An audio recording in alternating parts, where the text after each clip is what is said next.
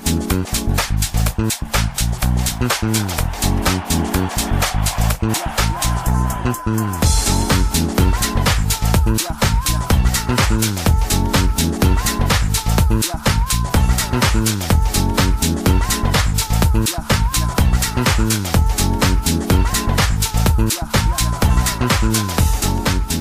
again, how are you?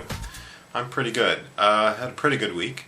Maintained my weight. That really wasn't my focus. My focus was on experimentation, adding a lot of things that I don't normally eat. That was working at cross purposes to losing total weight, although I still lost fat. But I'm totally not concerned about that. Total weight will be tracking down starting this next week.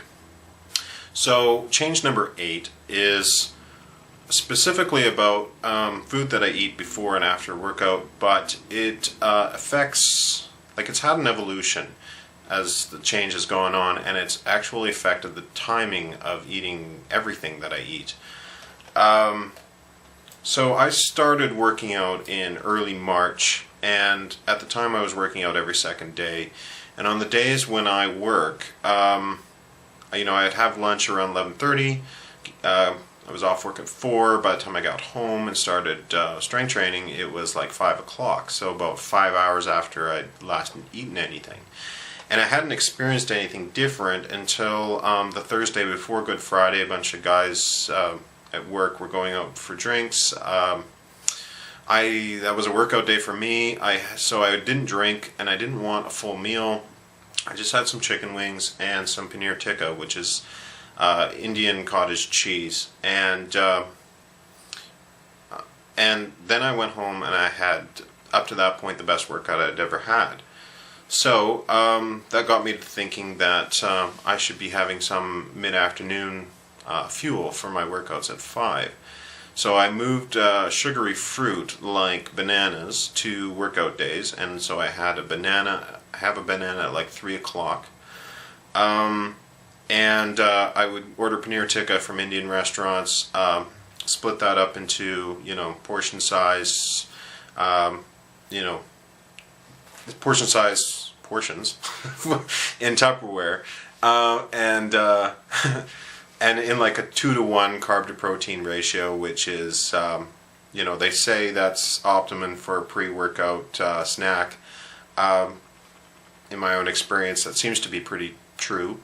On paneer tikka, by the way, I favorited a video on how to make it. I've never made it myself. I usually I always just get it from restaurants. It's cottage cheese rolled in spices and baked. It's much better than regular cottage cheese. But it's like cottage cheese in that it's almost pure protein and very little fat, which normally I'm pro-fat, but not before workout because it slows digestion. Anyway, and then after working out, I'd have a glass of milk, then have my shower, and have a nice big meal. And then that was what I was doing for about 2 months there. And then in mid-June, you could probably remember that I was starting to get concerned about the amount of lean body tissue that I was losing. And, I'm basically a low carber, as you probably know. I'm not on Atkins, I'm not on any kind of program. And I don't even really know how many grams a day I eat of carbohydrates. But I just go more on instinct. If I feel tired and sluggish after eating something, I know that I've eaten too many carbs, and I, turn it down. If I'm not feeling tired and sluggish, and I'm losing weight, then I know I'm on the right track. And, but I basically agree with the low carb argument, and I apply that knowledge. Like fat is it's not just this thing that sits there collecting the energy you don't use, like the calories in, calories out people preach, but it is, made up of fat cells that act like any other cell in the body. They act under the direction of the central nervous system and the endocrine system, which is your hormones. And, the low carb people focus on insulin, which is overly simplistic. But, basically they're right in that you can't store fat without insulin. The problem is you can't store, or you can't build lean tissue without insulin either. basically with the insulin, one of the things the insulin does is it breaks up the lipoproteins that are in your blood into fatty acids and amino acids. The fatty acids can cross the cell membrane of the fat cells and be stored as triglycerides. So you can't store fat without insulin. But the amino acids cross the cell membrane of the muscles and other lean tissues. So without insulin, really you're wasting your time doing strength training. So I thought, well, I should bring in more carbohydrates to the post-workout meal. And, those things that I'm not cutting out, things like pizza, I should be shifting those kind of foods so that the carbohydrates is working for me and not against me. And so, instead of aiming for a constant rate of loss, I'm, trying to zigzag now.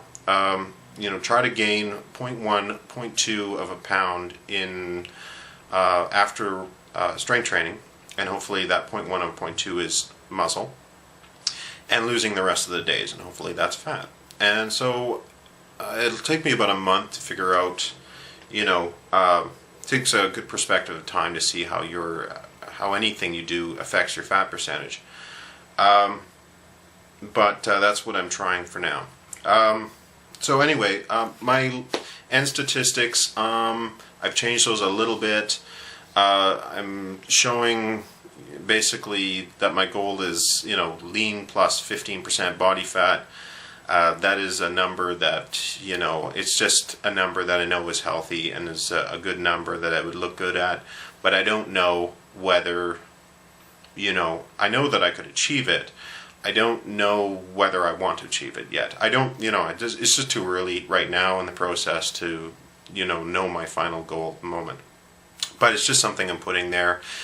It then, allows me to see how much fat I have to lose, and, it's less than 100, so a 2-digit number is nicer to look at than a 3-digit number. So that's why I've got it structured that way. And I guess that's it for this week. I will see you all next week, and I hope you all have a great week, and I will, I already said, have a good week. Okay, bye.